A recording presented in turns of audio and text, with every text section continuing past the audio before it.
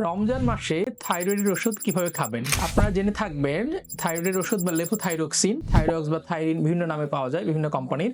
সাধারণত আপনারা সকালে খালি পেটে খেয়ে থাকেন এবং খালি পেটে এই ওষুধগুলা ভালো কাজ করে। কিন্তু রোগীদের প্রশ্ন থাকে যে রমজান মাসে আমি ওষুধটা কিভাবে খাবো? এই ওষুধটা রমজান মাসে আপনারা খেতে পারেন সেহরির আধা ঘন্টা থেকে 1 ঘন্টা আগে, অথবা কেউ যদি মনে করেন যে আমি সেহরির সময় আধা ঘন্টা বা 1 ঘন্টা আগে উঠতে পারবো না, অনেকে দেখা যায় তাড়াহুড়া করে ঘুম থেকে উঠেই সেহরি করতে হয়, সময় এত পান না, আপনারা চাইলে থাইরয়েড ওষুধটা রাতে শোয়ার সময় খেয়ে ঘুমিয়ে পড়তে পারেন। লেভোথাইরক্সিন বা থাইরয়েড ওষুধ এমটি স্টোমাক বা খালি পেটে ভালো কাজ করে। আপনি যদি রাতের খাবার 10টায় খান, আপনি যদি 12টায় বা 1টায় শুয়ে পড়েন, এই 3-4 ঘন্টা পরে আপনার এমটি স্টোমাক বা আপনার পাকস্থলী খালি ধরা হয় এবং আপনার থাইরয়েড ওষুধটা তখন খেলেও ভালো কাজ করবে।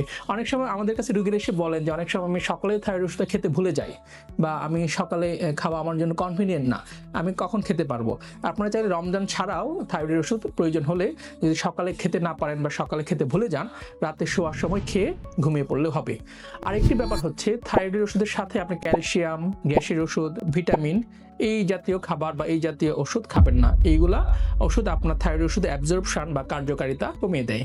থাইরয়েড নিয়ে আপনাদের আরো কোনো প্রশ্ন থাকলে আমাদের কমেন্ট বক্সে করতে পারেন, আমরা উত্তর দেওয়ার চেষ্টা করব। ধন্যবাদ।